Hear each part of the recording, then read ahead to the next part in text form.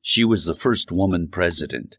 It was supposed to be a big deal, but it turned out to be a bum deal, and it was clearly not what she signed up for. When the Great Surprise and the associated celebratory protests occurred, the president moved below the White House into the Presidential Emergency Operations Center, while she, the vice president, stayed at an austere secret facility beneath the Pentagon. They made infrequent public appearances, almost always together, but most of their public communications were made using video recordings or through their press offices.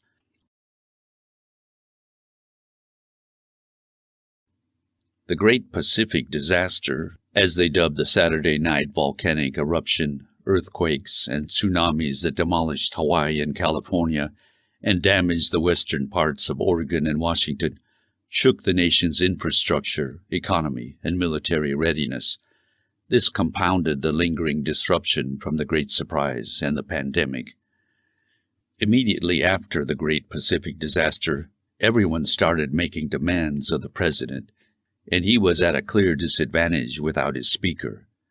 North Korea threatened to nuke Anchorage if the U.S. didn't agree to all its demands. Instead, she, in her then role as vice president, worked out a deal with China. You take care of North Korea, and we'll look the other way when you reabsorb Taiwan. Bingo, problem solved. And China picked up 2 new provinces. That close call rattled the party bigwigs, and a few days later they implemented the 25th Amendment provisions, making her the new president. But there was no big inauguration gala. Instead, they recorded a video of the ceremony in front of a green screen. Then the tech geeks added the CGI backdrops and CGI crowds with an audio track of thunderous applause and patriotic music, so the event could be broadcast to the nation later, when broadcasting was reestablished. Her predecessor was relocated to protective custody at the new Presidential Security Facility at Camp David. The United Congress Housekeeping Committee decided this was less costly than maintaining Secret Service protection for each former president. It also promoted unity by reducing the risk of discordant political messages. So she moved into the Presidential Emergency Operations Center. The continuing unstable conditions in Washington, D.C. required that she spend most of her days and nights down there eating the chow prepared by Navy cooks. The first woman president has to eat chow. It was outrageous, even if the chow was nutritious and sometimes even delicious. "Now I'm living in the damn basement," she muttered. Tall fencing, razor wire, and the National Guard were keeping things relatively quiet and secure around most essential federal buildings in Washington, D.C.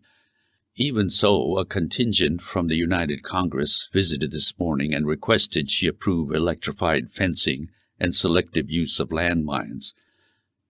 "Let's put that idea on hold for now, but circle back later if we see things deteriorating further," she told them. Every minute of every day, she had to deal with nonstop problems and demands. How could Trump and Reagan have handled this kind of workload at their age and without any prior federal government experience?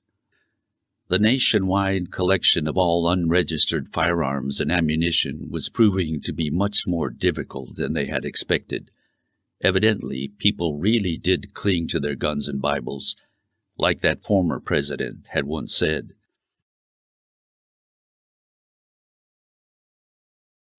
There was some good news. The FBI director phoned her and reported the USA One FBCN podcast this morning disclosed the subversive podcast broadcast base was not deep beneath the ocean, as previously claimed. It was actually deep in an abandoned uranium mine in Shangri-La. The FBI director was going to personally lead an expedition to find the mine and destroy this secret base. She told the FBI director to spare no expense and not to return to D.C. until he completed this mission.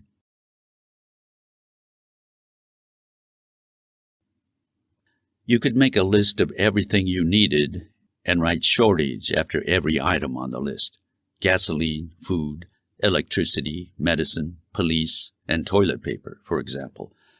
People were almost always agitated, and there were daily reports of sometimes peaceful protests, often impeded by armed neighborhood protective associations. The military chiefs warned her the U.S. defense shield and nuclear arsenal were only mostly working, and that they had critical shortages of equipment and people. They complained about having the nuclear carriers and submarines anchored and tethered to the electric grid in stateside ports. China was making more demands, and there was saber-rattling all over the world, from Russia, Iran, and a whole lot of other places. There were regional skirmishes and tribal conflicts. The United Nations was no help, as it was still in transition, rebuilding its leadership and relocating from its decimated New York building to temporary facilities in Europe and the Middle East. NATO had voted to kick out Canada and the United States and was negotiating a merger with the United Nations. Not to mention the many epidemics, nasty diseases not seen for hundreds of years and brand new plagues from who knows where. Variant after variant of the coronavirus. The WHO and CDC had no serious answers for far too many serious questions.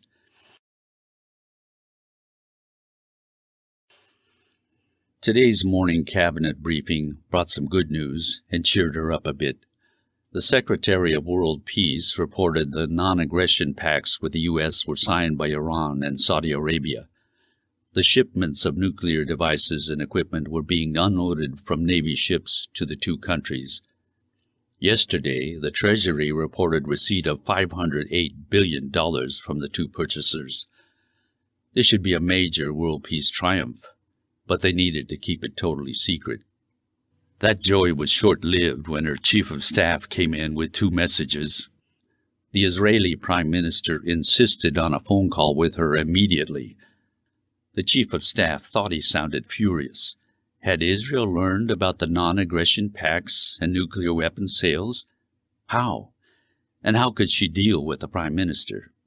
On top of that, the United Congress Executive Committee Chair wanted her to be in his office today at 5 p.m. sharp. That didn't sound good. How could things have gotten so messed up? What do they want me to do? I'm not the Wizard of Oz.